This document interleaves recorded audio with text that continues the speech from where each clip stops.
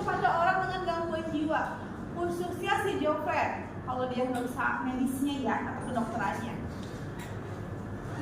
Munculnya bisa apa saja, tergantung panca indera yang lemahnya. Teman-teman, kenapa Bunda ngomong panca indera? Kalau matanya lemah dia akan jadi halusinasi penglihatan. Kalau panca indera yang lemahnya adalah telinga, akan muncul halusinasi pendengaran. Bu, lemah? Iya. Tahu dari apa lemahnya, yang munculnya apa?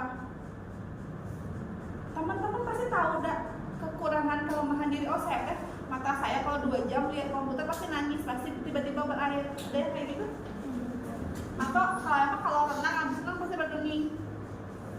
Tapi yang lain masa kamu suka gitu nggak? Kamu biasa aja. Telinga kamu lemah.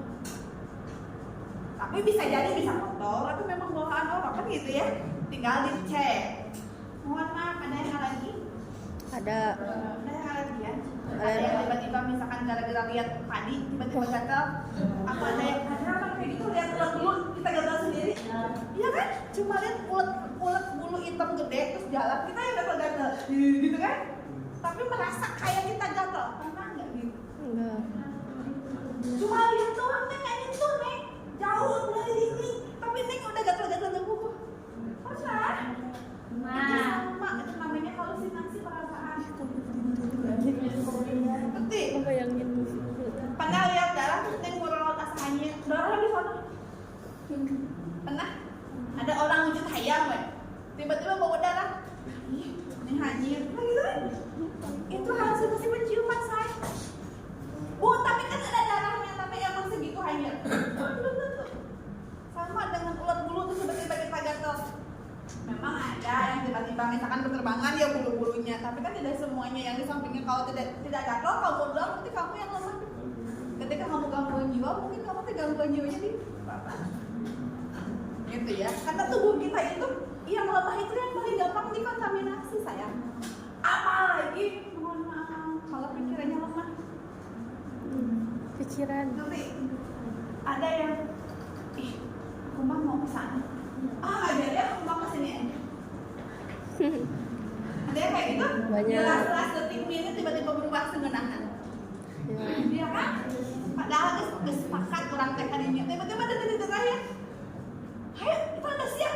Kabeh geus dandan semua tasnya kamu, nontonnya. Nonton Indigo kan gitu ya. Ayo. Jadi kamu malu. Ada kamu. Nah, otak aku nanti gini. Ada yang membisikkan bahwa apa ini pernah kerja? Nanti aku berarti pikiran kita hati-hati. Apakah semua orang pernah kayak gitu? Pernah, San? Pernah kan? Pernah. Tapi ada yang pernah sekali, ada yang pernahnya berkali-kali. Ya, jadi kalau ngomongin daging jiwa, sebetulnya ngomongin diri sendiri. Jadi kalau ngomong perawatan jiwa, ngomongin kita. Cuma kita kan, alhamdulillah berada di fase normal, di fase ketika pun kita pernah ada masalah di gangguan mental emosional, kita balik lagi ke kita adaptif nih, bukan maladaptif. Kan gitu. Bagaimana intervensi pada orang halu? Ya, namanya pernah dengar menghardik. Pernah dengar?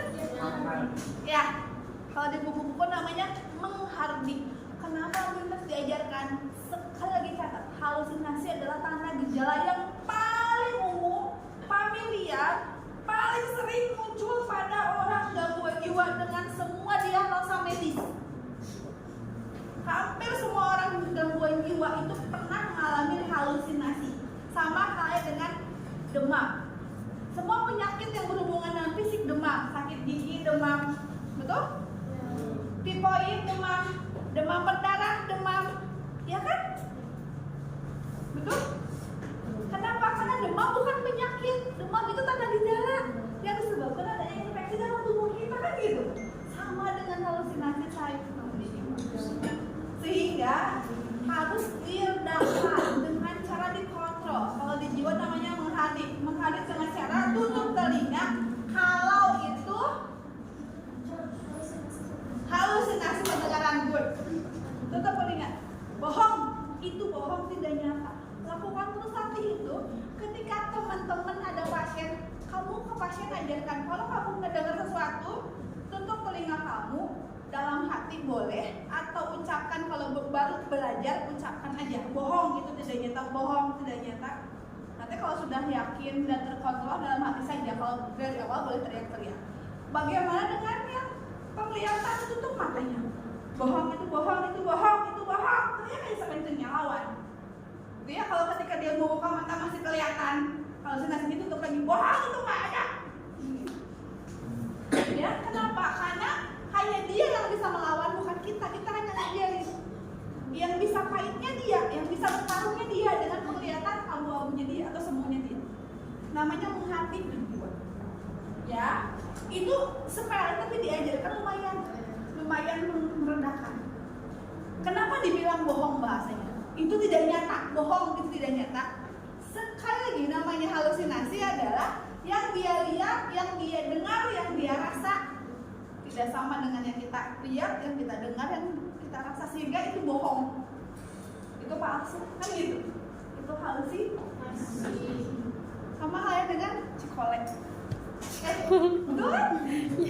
Cikolek makanya dilihat sama kita, sama dia sama beda. Dia bisa melihat cikolek, kita kan nggak bisa lihat cikolek dari sana. Tapi bagus, ya kan?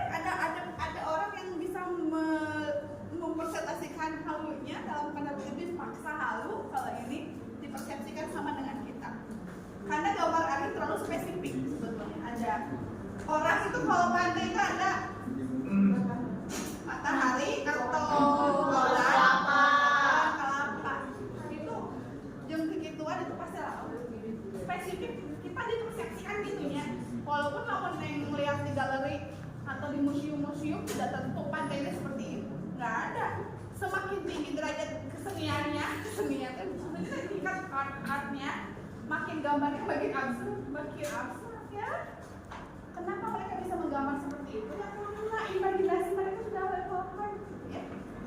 Oke, untuk halusinasi sama defisit ketangkep ke ilmunya dengan bermain.